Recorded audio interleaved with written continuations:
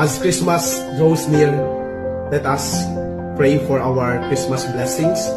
Let us offer our prayers, especially our wish list to God. And let us pray. In the name of the Father, and of the Son, and of the Holy Spirit. Amen. Almighty and ever-living God, as we celebrate the solemnity of Christmas this December 25, we pray for our Christmas blessings.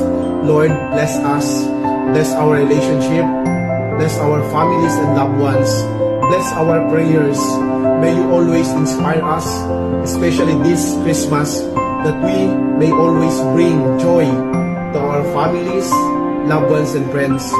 May this Christmas be a source of inspiration and joy, not only to ourselves, above all, to our loved ones.